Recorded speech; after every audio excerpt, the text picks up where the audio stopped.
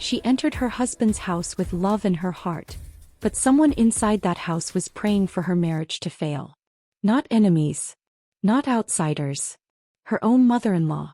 Every night while she slept beside her husband, prayers were rising, not for peace but for separation. When money delayed, she was blamed. When pregnancy did not come, fingers pointed at her. When sickness entered the house, her name was mentioned in whispers. She stayed quiet. He stayed respectful. He kept praying. Until one day she was sent out of her marriage. For the sake of peace. But what nobody knew, what would change everything, was the truth hidden in a hospital report. A truth that would expose lies, destroy pride, and turn prayers into regret. Stay with me, because this story will change the way you see family, marriage, and prayer forever. Before we dive in, make sure to hit that subscribe button and turn on notifications so you never miss a story that will move your heart and keep you on the edge of your seat. From the very first day Ifeoma stepped into that house, something felt wrong. It was not the building. The duplex in Lekki was beautiful. Cream walls, wide windows, quiet street. It was not even the marriage. Namdi loved her in a way that made people smile when they saw them together. It was something else. Something heavier. Something that sat quietly in the corner and watched her breathe. By the end of her first week as a married woman, Ifeoma understood one painful truth. Someone in that house was praying, not for the marriage to grow but for it to scatter. And that person was her mother-in-law. Ifeoma had grown up believing that marriage was teamwork. She believed that love was patience, respect, and prayer. She never imagined that prayer could be used as a weapon. The wedding had been loud, colorful, and full of laughter. Friends danced. Relatives sprayed money. Mrs. Okri smiled widely that day, her wrapper neatly tied, her gelly tall and proud. Anyone watching would think she was the happiest mother alive. But smiles can lie. As Ifeoma knelt to greet her that morning after the wedding, Mrs. Okri placed her hand on Ifeoma's head and said softly, "My daughter, welcome." Her voice was calm. Her words were sweet. But her eyes were cold. Namdi did not notice. He was too busy smiling, too happy that the woman he loved was now his wife. He believed peace followed him everywhere. He did not know that war had already entered his home quietly. The first few months were calm on the surface. Ifeoma woke up early every day, cooked, cleaned, and made sure her husband lacked nothing. She called her mother-in-law Mama with respect. She greeted properly. She kept her voice low. She tried. Still it was never enough. "Mama, good morning," Ifeoma would say. Mrs. Okri would reply without looking at her, "Morning." Sometimes she would add, "So you woke up late today?" Could be 6 a.m. Did not matter. One afternoon, Ifeoma was in the kitchen stirring soup when she overheard Mrs. Okri on the phone. "I told you," the woman said, her voice low but sharp. "That girl is not what she looks like. These quiet ones are the most dangerous." Ifeoma froze. The person on the other end replied. "But Namdi loves her." "That is the problem," Mrs. Okri snapped. "He is blind. Love has blocked his eyes." Ifeoma's hand shook as she dropped the spoon. She wanted to cry but she swallowed it. She told herself not to jump to conclusions. Maybe it was not about her. But deep down she knew. Namdi noticed the tension slowly. Small comments from his mother. "Your wife doesn't talk much. Is she hiding something? She doesn't visit my room often. When I was young, wives served their mothers-in-law better. Have you noticed she doesn't laugh freely in this house?" Each comment entered his ear quietly. He ignored them at first. But words are powerful. When repeated often, they begin to grow roots. 6 months passed. Then 8. There was no pregnancy. At first, nobody talked about it. But in African homes, silence does not last. One Sunday afternoon, while Ifeoma was washing clothes, Mrs. Okri sat beside her. "You know," she said casually, "when I married your father-in-law, I took in immediately." Ifeoma nodded. "Yes, Mama. Some women come with womb problems," she continued. "Especially those that wait too long before marriage." The words hit like stones. That night, Ifeoma cried quietly beside her sleeping husband. She did not tell him. He did not want to cause trouble. But trouble had already started. Mrs. Okri began to fast. She told people it was for her son's progress. She told church members she was praying for peace in her home. But every midnight, kneeling alone in her room, her prayers were different. "God, she whispered angrily. If this marriage is not from you, scatter it. She prayed with bitterness, with fear, with control. She was afraid of losing her son. She was afraid of being replaced. She was afraid that Ifeoma would take her place permanently. So she prayed. Soon things began to change. Namdi's business started struggling. Deals fell through. Money delayed. Each time something went wrong, his mother shook her head. I warned you, she said. Since she entered this house, nothing has moved forward. Ifeoma heard those words again and again. She began to feel like a stranger in her own home. She lost weight. She smiled less. He prayed more. One evening, Namdi came home tired and angry. My mother says you disrespected her today, he said. Ifeoma looked at him in shock. Me? I didn't even see her today. She said you passed her without greeting. That's not true, Ifeoma said softly. I greeted her in the morning. Namdi sighed. Please just try more. She's old. That was the day Ifeoma realized something painful. Her silence was being used against her. Mrs. Okri started calling family meetings when Ifeoma was not around. She is not open, she told them. I don't trust quiet women. She has not given us a child. She doesn't respect elders the way she should.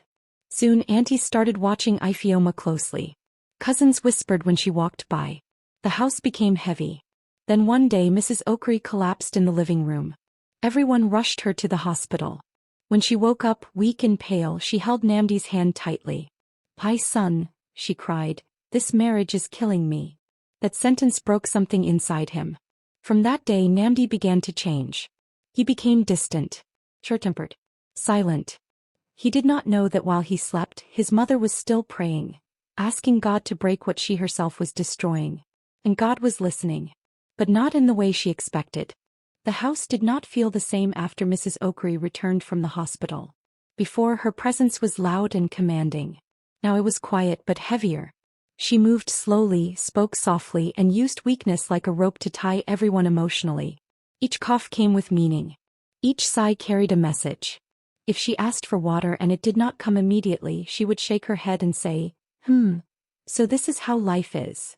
If Ifeoma entered the room, Mrs. Okri would close her eyes as if strength had left her body. People noticed. Relatives began to say, since this marriage, Mama has not been herself. Ifeoma noticed too.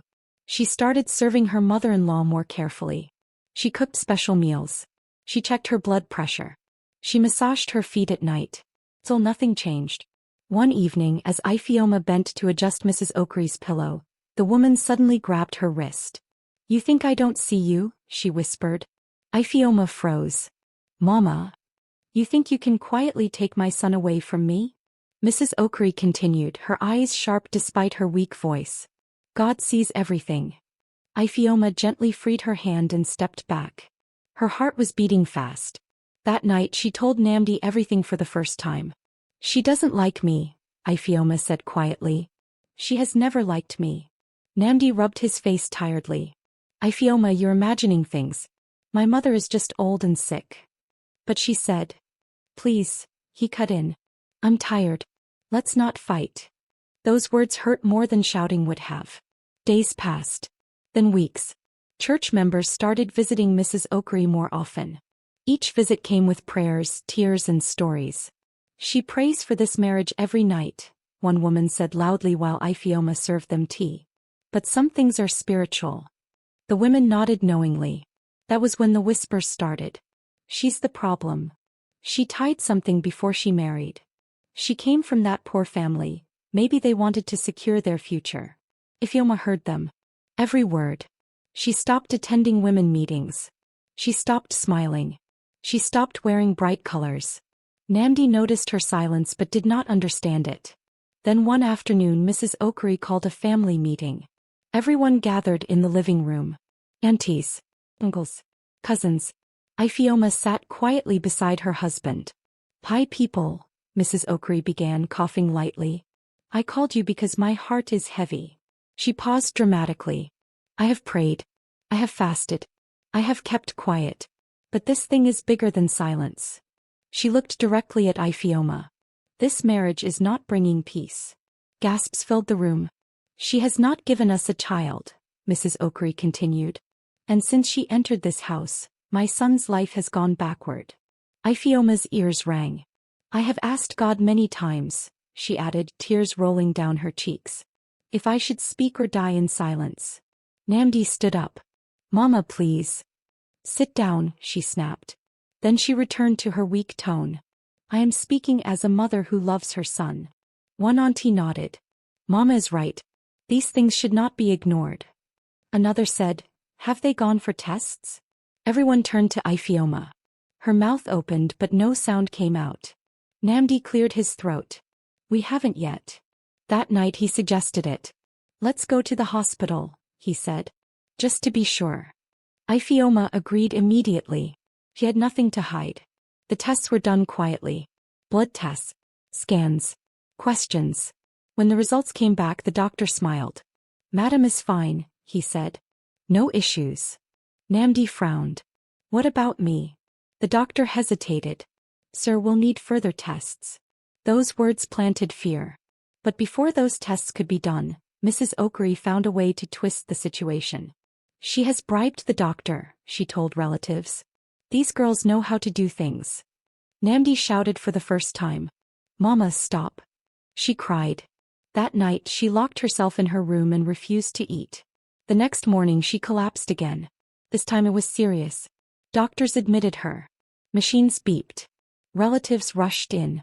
She has been under stress, the doctor said. Emotional stress. Everyone knew who they blamed. Ifeoma knelt beside her hospital bed, crying silently. Mama, please forgive me if I've offended you, she said. I don't know what else to do. Mrs. Okri opened her eyes slowly and looked at her. Leave my son, she whispered.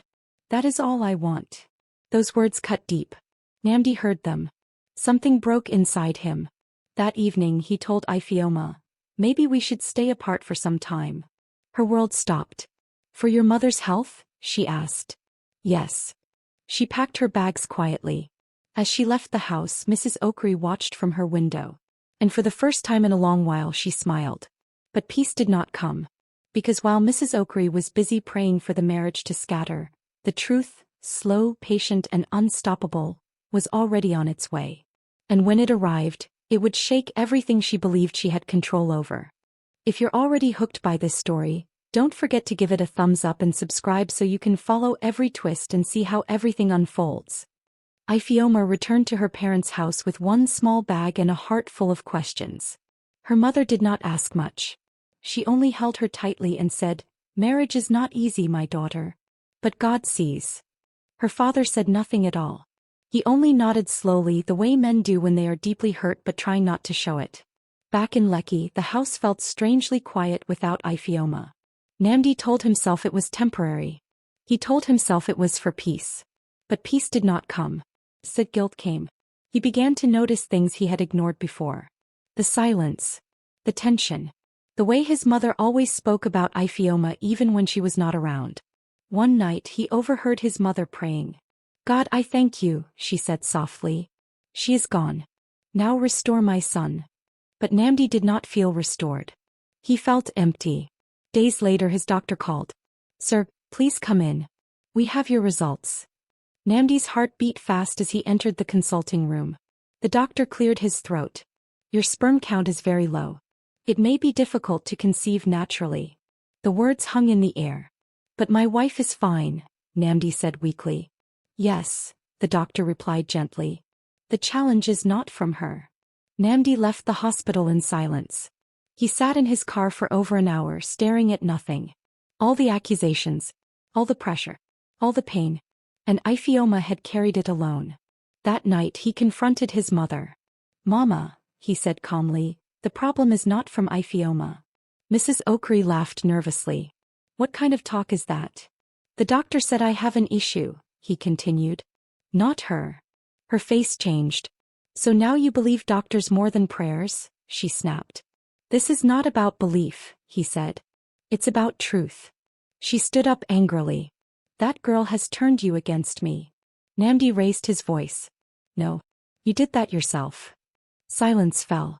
For the first time Mrs. Okri felt fear. That night she could not sleep. Memories came flooding back. her jealousy, her control, her prayers filled with anger instead of love. She knelt again, but this time her prayers were confused. "God," she whispered, "I was only protecting my son." But deep inside she knew that was not the full truth. Weeks passed. Namdi visited Ifioma quietly one afternoon. She was thinner, quieter. "I'm sorry," he said, his voice shaking. "I failed you." She said nothing at first. Then she asked softly, "Did you ever believe me?" He could not answer. That silence said everything. Still they began to talk again. Slowly.